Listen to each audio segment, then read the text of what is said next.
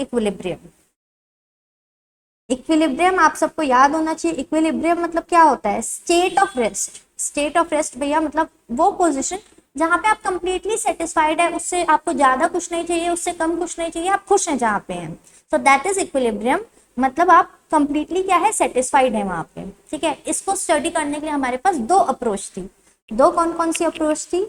The first approach was marginal utility approach and the second one is ordinal utility approach. Okay, तो सबसे पहले जो है हम मार्जिनल को स्टडी करते हैं कि हम मार्जिनल यूटिलिटी अप्रोच से इक्विलिब्रियम तक कैसे पहुंचेंगे। ठीक है, अब इसके लिए जो है हम एक बहुत प्यारी कहानी सुनाते हैं। ठीक है, सब बच्चे बोल रहे हैं कि मैम आप कहानी सुनाओ कहानी सुनाओ, तो एक कहानी में लेके आई आपके लिए। कहानी का टाइटल है सबका कटेगा .com। ठीक है, सबका कटेगा .com, याद रखना बेटा, पढ़ाई में ध्यान दे दो, नहीं तो नेक्स्ट जो है ये कहानी आप ही के ऊपर एप्लीकेबल हो जाएगी। सो सबका कटेगा .com में जो है दो मेन कैरेक्टर है। ठीक है, दो मेन कैरेक्टर कौन है? एक है निब्बा, दूसरी है निब्बी। ठीक है, निब्बा एंड निब्बी। निब्बा बेचारा सीधा साधा और निब्बी एकदम चंट, तेज तरारी। ठीक है, सो इस स्टोरी में ना होता क्या है कि ना निब्बी जो है रहती है, वो बोलती है करवा चौथ के दिन अपने निब्बे को बोलती है कि तुमको तो मेरे लिए फास्ट रखना ही पड़ेगा। ठीक है, निब्बी चंड बोलती है कि तुमको मेरी लंबी एज के लिए फास्ट रखना ही पड़ेगा। सो निब्बा भी बोलता है निब्बी को कि तुमको भी मेरी एज के लिए फास्ट रखना पड़ेगा। तो दोनों रेडी, दोनों करवा चौथ का व्रत करने के लिए रेडी। इधर निब्बी को उसके बेस्ट फ्रेंड ने जो है, निब्बी का बेस्ट फ्रेंड वो लेके जाता है और निब्बी को भर पेट ले जाके जो है कैफे में खाना खिला देता है। ठीक है, कैफे में ले जाके पिज्जा और सैंडविचेस सब खिला देता है, उसका पेट भर चुका है। ठीक है, सो निब्बा के पीछे से जो है बैकग्राउंड में पूरे टाइम उसको आवाज आती रहती, कटा कटा करके कंटिन्यूसली उसको क्या आ रही है, आवाज आ रही है। बट निब्बा बेचारा सीधा साधा उस आवाज को क्या कर रहा है, इग्नोर कर रहा है। ठीक है, सो अब निब्बा पूरे दिन भर का भूखा, अब निब्बी को आ गई थोड़ी सी मन में दया। सो निब्बी बोलती चलो अपन क्या करते हैं, एक ढाबे में जाते हैं और ढाबे में जाके जो है क्या करते हैं, तुम्हारा फास्ट जो है वो फास्ट ओपन करते हैं, वहां पे जाके हम खाना खाते हैं। तो ये दोनों गए एक ढाबे में। अब निब्बा एकदम भूख से एकदम भूखा हो रखा है, बहुत ज्यादा हंग्री। तो उसके सामने जो है एक आई रोटी। ठीक है, उसके सामने उन्होंने ऑर्डर किया रोटी एंड साथ में ऑर्डर किया पनीर बटर मसाला। ठीक है, चलो तो रोटी और पनीर बटर मसाला ऑर्डर किया। पहली रोटी जो है, पहली रोटी आई तो निब्बा उसको देख के जो है बहुत खुश। ठीक है, पहली रोटी आई, निब्बा एकदम प्रफुल्लित और बहुत ज्यादा खुश हो गया। अब उस रोटी जो है, वो रोटी का प्राइस जो है वो कितना है? रोटी का प्राइस है 10 रुपए। ठीक है, फर्स्ट रोटी का प्राइस 10 रुपए। निब्बा अपने मन में बोलता है भैया ये 10 रुपए की रोटी है, लेकिन अगर मैं इसको खाऊंगा ना तो मेरे को 20 रुपए के लेवल का सेटिस्फेक्शन मिलेगा। क्यों? क्योंकि बहुत ज्यादा भूखा है, कुछ नहीं खाया, तो वो 10 रुपए की जो रोटी है उसको 20 रुपए के लेवल का सेटिस्फेक्शन देगी। तो क्या वो ये रोटी को कंज्यूम करेगा कि नहीं? बिल्कुल करेगा, क्योंकि जितना प्राइस है उससे ज्यादा का सेटिस्फेक्शन मिल रहा है। ठीक है, सेकेंड केस। अब सेकेंड रोटी जो है, निब्बा का जो है फर्स्ट रोटी खाया, थोड़ा उसको अच्छा लगा, फिर उसके बाद जो है सेकेंड रोटी उसके सामने आई। सेकेंड रोटी में वो बोलता है कि ये भी रोटी मेरे लिए बहुत इंपॉर्टेंट है, मेरे को खाने का बहुत मन है। फर्स्ट रोटी जितना सेटिस्फेक्शन तो देगी नहीं, क्योंकि उसने भी law of diminishing marginal utility पढ़ के रखा था। पहली रोटी जितना सेटिस्फेक्शन नहीं देगी, बट फिर भी ये रोटी मेरे को चाहिए। ठीक है, तो ये मान लेते हैं कि ये रोटी जो है इसको 16 यूटिल्स का सेटिस्फेक्शन देती है। ठीक है, प्राइस रोटी का 10 रुपए ही है। ठीक है, अब उसका पेट बहुत कुछ भर चुका था, 2 रोटी का। निब्बा बेचारा दुबला पतला कम खाता था, तो 2 रोटी में जो है बहुत कुछ उसका पेट जो है भर चुका था। अब आई थर्ड रोटी उसके सामने, और वो बोलता है कि भैया ये रोटी 10 रुपए की है और मेरे को 10 रुपए के लेवल का ही सेटिस्फेक्शन दे रही है, जितने की है उतने का ही सेटिस्फेक्शन दे रही है, और कुछ एडिशनल मेरे को नहीं मिल रहा है। ठीक है, तो भी वो रोटी कंज्यूम करेगा कि 10 की चीज है, 10 का सेटिस्फेक्शन दे रही है। सो एकदम खुशी खुशी वो ये रोटी भी कंज्यूम करेगा। अब आती है उसके सामने फोर्थ रोटी जो आती है उसके सामने, वो बोलता है भाई अब मेरे को मन नहीं है, ये 10 रुपए की रोटी अगर मेरे सामने आ भी गई तो ज्यादा से ज्यादा वो जो है मेरे को 4 यूटिल्स का सेटिस्फेक्शन देगी। कितना सेटिस्फेक्शन देगी? 4 यूटिल्स का सेटिस्फेक्शन देगी। ठीक है, चलो अब अगर फिर भी हमने जबरदस्ती उसको 5th रोटी। निब्बी जो है वो गिल्ट ट्रिप में जा चुकी थी कि यार मैं तो ऑलरेडी खाना खा चुकी हूँ, तो मेरे को इसको जबरदस्ती रोटियां ही खिलाना ही है मेरे को, ठीक है। सो निब्बी पहुंची 5th रोटी में।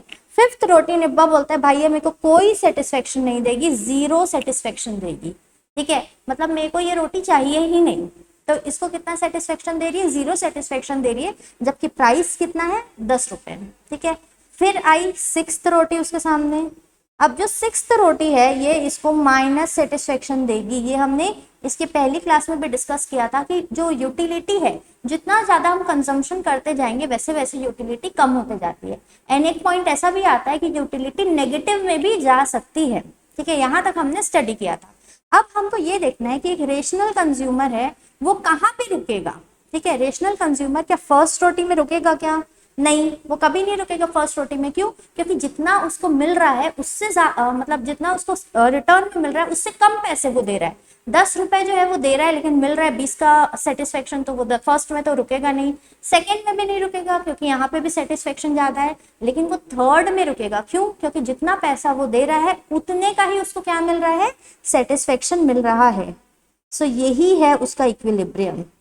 सो अकॉर्डिंग टू, चलो सो जो हम पढ़ रहे थे मार्जिनल यूटिलिटी एनालिसिस, उसके अकॉर्डिंग उसको इक्विलिब्रियम कहाँ पे मिलेगा, उसके अकॉर्डिंग उसको इक्विलिब्रियम थर्ड रोटी कंज्यूम करने के टाइम पे मिलेगा। जितना पैसा दे रहा है उतना ही सेटिस्फेक्शन मिल रहा है, तो वो फर्स्ट सेकंड थर्ड रोटी कंज्यूम करेगा एंड थर्ड रोटी जैसे ही कंज्यूम किया उसको इक्विलिब्रियम पोजिशन में आ जाएगा।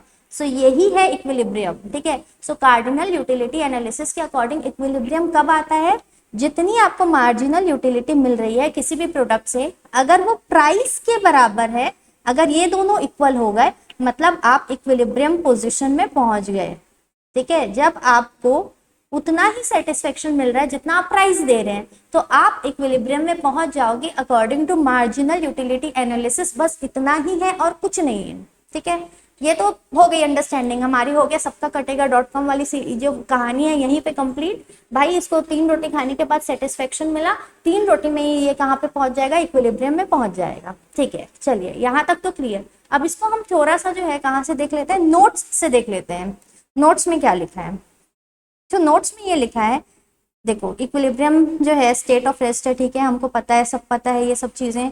इक्विलिब्रियम जो है हम कंज्यूमर इक्विलिब्रियम ना 2 डिफरेंट सिचुएशंस में स्टडी कर सकते हैं। देखो 2 डिफरेंट सिचुएशन में मैं कंज्यूमर इक्विलिब्रियम स्टडी कर सकती हूँ। पहला सिचुएशन जो अभी हमने डिस्कस किया, जहां पे हम क्या कर रहे हैं, जितनी भी इनकम है हमारी वो एक ही कमोडिटी में लगा रहे हैं, ठीक है। जो भी इनकम है मेरी मैं एक ही कमोडिटी में लगा रही हूँ, मतलब मैं रोटी में ही पूरी अपना पैसा खर्च कर रही हूँ, तो वो वाला फर्स्ट केस। सेकेंड केस क्या है, जहां पे हम क्या कर रहे हैं, हमारी इनकम को जो है 2 कमोडिटी में लगाएंगे, तब हम इक्विलिब्रियम में कैसे पहुंचेंगे वो हम सेकेंड केस में स्टडी करेंगे, ठीक है। तो फर्स्ट केस में पूरी इनकम हम कहाँ पे लगा रहे हैं, एक ही कमोडिटी में लगा रहे हैं। चलिए अच्छा ये अगर आपको डाउट हो तो यहाँ से ना पनीर बटर मसालों को हटा दो, ये हटा दो पनीर बटर मसाला। सोचो वो रोटी कोरी खा रहा है, वहां पे सब्जी है ही नहीं, क्योंकि बच्चों को इसमें डाउट हो सकता है, मैंने ऐसे एग्जांपल में लिख दिया था, बट वहां से पीबीएम को हटा दो, एज्यूम करो कि वो बस रोटी ही कंज्यूम कर रहा है, ठीक है। चलिए आगे हम देखते हैं, अगर वो सिंगल कमोडिटी सिर्फ कंज्यूम कर रहा है तो इक्विलिब्रियम में कैसे पहुंचेगा, जितनी मार्जिनल यूटिलिटी अगर प्राइस के बराबर हो जाएगी तो वो इक्विलिब्रियम में पहुंच जाएगा। वही हम यहाँ पे लिखे हैं, when marginal utility equals to price, तो वो इक्विलिब्रियम में उस केस में पहुंच जाएगा, ठीक है। अब यहाँ पे ना एक छोटी सी दिक्कत आती है, वो दिक्कत ये है कि जो मार्जिनल यूटिलिटी है ना, मार्जिनल यूटिलिटी वो यूटिल्स के टर्म्स पे है। ऊपर समझाने के टाइम में मैंने इस बात को ज्यादा हाईलाइट नहीं किया था, बट अभी कर रही हूँ, ठीक है। वो उस टाइम बस हम समझ रहे थे कि हाँ ऐसा ऐसा कुछ कॉन्सेप्ट होता है। सो मार्जिनल यूटिलिटी जो है ये मेरा यूटिल्स में रहता है, जबकि जो प्राइस हम पे करते हैं वो किस में रहता है, रुपीज में रहता है या मनी के फॉर्म में रहता है, ठीक है। तो ये यूटिल्स में है, ये रुपीज में है, तो हमको क्या करना पड़ेगा, ये जो मार्जिनल यूटिलिटी यूटिल्स में है इसको हमको किस में कन्वर्ट करना पड़ेगा, इसको हमको मनी के फॉर्म में कन्वर्ट करना पड़ेगा। एंड ये हम कैसे करेंगे, तो एक बहुत ही सिंपल सा फॉर्मूला है यहाँ पे दिया हुआ है, marginal utility in terms of money. So money के टर्म्स में मैं मार्जिनल यूटिलिटी कैसे निकालूं, ये कैसे निकालेंगे, ऊपर लिखेंगे marginal utility in terms of utils, ये हमको पता है marginal utility in terms of utils कितना है, divided by marginal utility of 1 रुपी 1 रुपए की मार्जिनल यूटिलिटी, फिर से इसको हम रिपीट करते हैं। देखो मार्जिनल यूटिलिटी मनी के फॉर्म में कैसे निकालेंगे हम? मार्जिनल यूटिलिटी अगर मेरे को मनी के फॉर्म में निकालना है तो मैं कैसे निकालूंगी? हम ऐसे निकालेंगे, जो भी मार्जिनल यूटिलिटी मेरे को यूटिल्स के फॉर्म में मिल रही है वो डिवाइडेड बाय, क्या डिवाइड करेंगे? Marginal utility of 1 rupee of money, 1 rupee of money. तो हमारे को मार्जिनल यूटिलिटी हमारी मनी के फॉर्म में निकल जाएगी, ठीक है।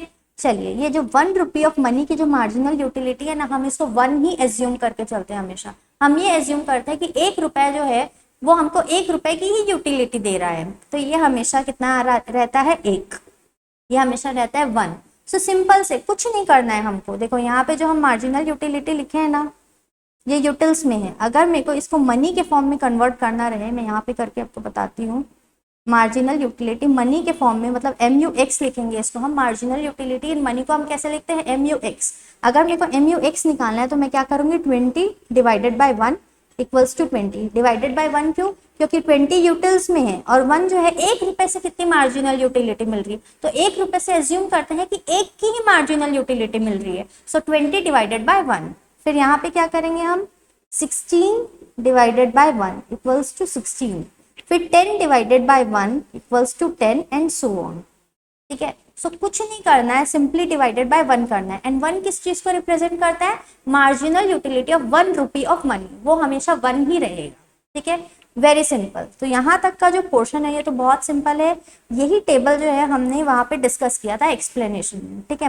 निब्बा जो है फर्स्ट रोटी कंज्यूम कर रहा था तो उसको कितना सेटिस्फेक्शन मिल रहा था? 20 यूटिल्स का सेटिस्फेक्शन मिल रहा था। पेमेंट कितनी कर रहा था?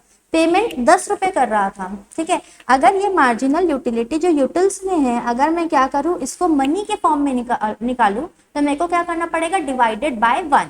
सो 20 डिवाइडेड बाय 1। 1 क्यों डिवाइड किया? फिर से 1 इसलिए डिवाइड किया क्योंकि 1 रुपए की मार्जिनल यूटिलिटी हम एज्यूम करके चलते हैं कि 1 रुपए ही रहती है, 1 ही रहती है। सो 20 डिवाइडेड बाय 1, तो वो 20 ही आएगा, ठीक है। सिमिलरली हमने पूरा जितना भी मार्जिनल यूटिलिटी था सबको डिवाइड बाय 1 किया। सो फाइनली हमारा मार्जिनल यूटिलिटी मनी के टर्म्स में निकल गया, जिसको हम बोलते हैं MUX। अब MUX और प्राइस, उसका डिफरेंस निकालेंगे, ठीक है। जहां पे MUX और प्राइस का डिफरेंस जो है पॉजिटिव आ रहा है, वहां तो हम कंजम्पशन करेंगे ही। क्यों कंजम्पशन करेंगे? क्योंकि हमको ज्यादा चीजें मिल रही है कम पैसा देके। पैसा 10 रुपए दे रहे हैं, यूटिलिटी 20 की मिल रही है। पैसा 10 रुपए दे रहे हैं, यूटिलिटी 16 की मिल रही है। थर्ड केस में पैसा 10 रुपए दे रहे हैं, यूटिलिटी 10 की मिल रही है।